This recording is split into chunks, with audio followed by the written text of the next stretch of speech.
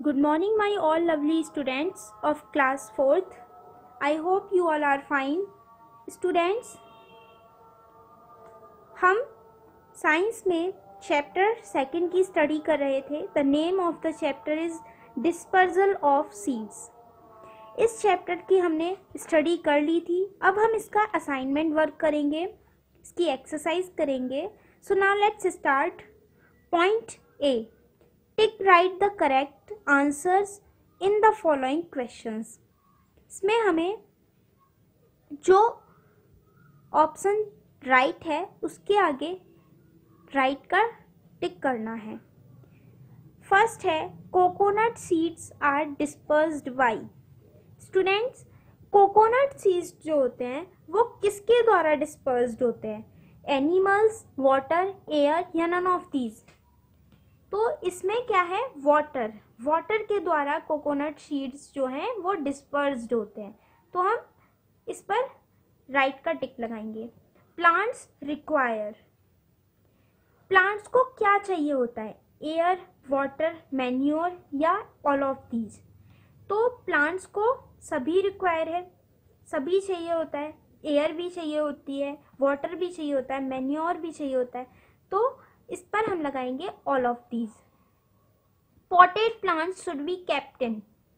Potted plants को हमें कहाँ ले जाना चाहिए? शेडेड एरियाज में, सनी एरियाज में, या बोथ ऑफ दीज या नन ऑफ दीज? तो जो प्लांट्स हैं उनको क्या है?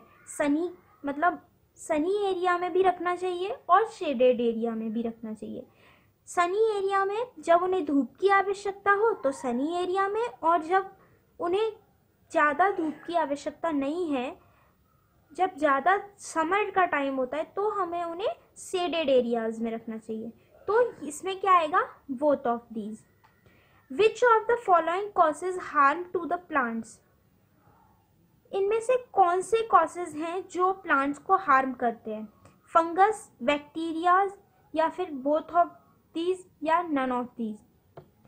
तो फंगस और बैक्टीरिया दोनों ही ऐसे हैं जो प्लांट्स को हार्म पहुंचाते हैं. तो इसमें क्या आएगा? Both of these. Which of the following provides nutrients to the plants? इनमें से क्या है जो प्लांट्स को न्यूट्रिएंट्स प्रोवाइड करता है? सनलाइट, एयर, फर्टिलाइजर्स या वाटर?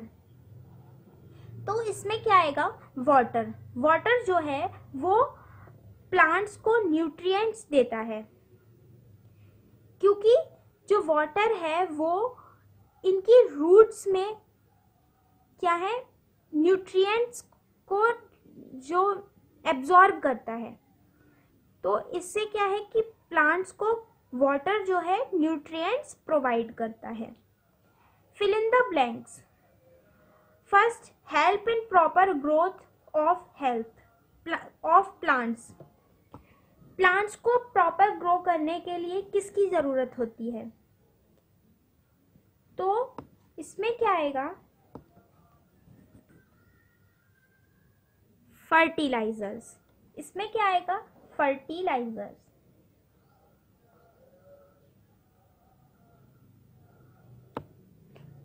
फर्टिलाइजर्स जो होते हैं वो प्लांट्स को प्रॉपर ग्रोथ के लिए हेल्प करते हैं.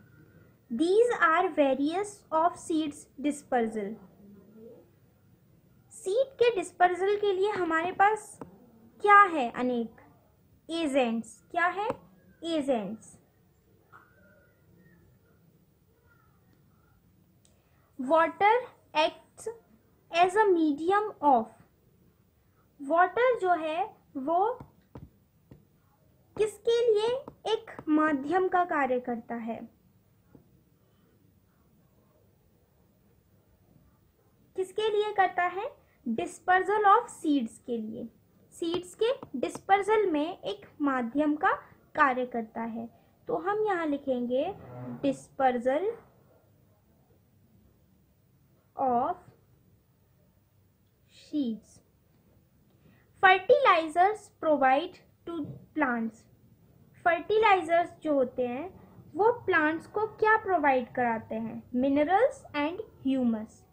तो हम यहाँ लिखेंगे minerals and humus.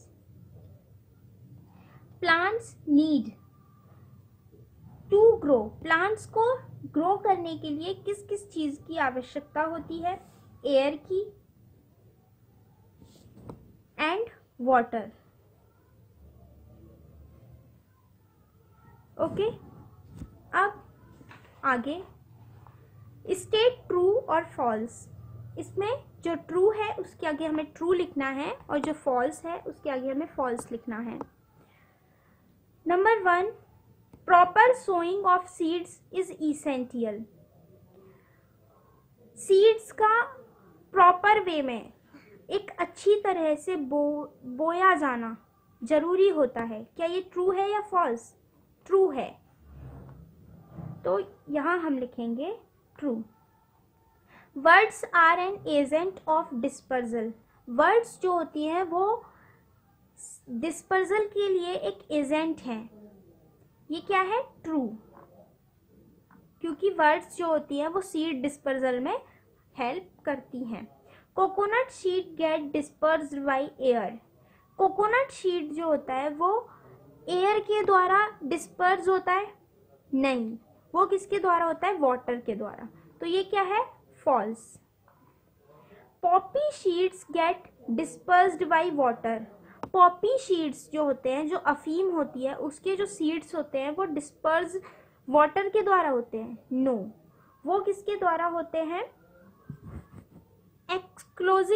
Explosive mechanism के द्वारा होते हैं। तो ये क्या है? False. Plants need air and water to grow properly. Plants जो होते हैं वो प्रॉपरली ग्रो करने के लिए उनको एयर और वाटर की आवश्यकता होती है। इट्स ट्रू, तो हम यहाँ लिखेंगे ट्रू। डी है answer the following questions. Students, इसमें इन क्वेश्चंस के आपको आंसर्स देने हैं। इन क्वेश्चंस के आंसर्स की पिक आपको सेंड कर दी जाएगी। आपको उनसे ये अपनी नोटबुक पे करने हैं और ये एक्सरसाइज वर्क भी आपको अपनी नोटबुक पे करना है। अब हम आते हैं पॉइंट ई पर, मैच द कॉलम्स। इसमें हमें ए कॉलम को बी कॉलम से मिलाना है। चेरी, चेरी क्या है? एक चेरी जो है वो एनिमल डिस्पर्जल है। चेरी का डिस्पर्जल किसके द्वारा होता है? एनिमल्स के द्वारा। तो हम इससे मिलाएंगे, एनिमल डिस्पर्जल से। सनफ्लावर, सनफ्लावर क्या है? एक वाइन डिस्पर्जल है। क्या है? वाइन डिस्पर्जल, तो इसे हम इससे मिलाएंगे। पी, पी क्या है? Explosive mechanism. पी का जो डिस्पर्जल होता है वो किसके द्वारा होता है? एक्सप्लोजिव मैकेनिज्म के द्वारा। कोकोनट, कोकोनट का डिस्पर्जल किससे होता है? वाटर, तो इसे हम वाटर डिस्पर्जल से मिलाएंगे। ओके स्टूडेंट, ये चैप्टर आपका एंड हो गया है। ये एक्सरसाइज वर्क आपको अपनी नोटबुक पे करना है। ओके।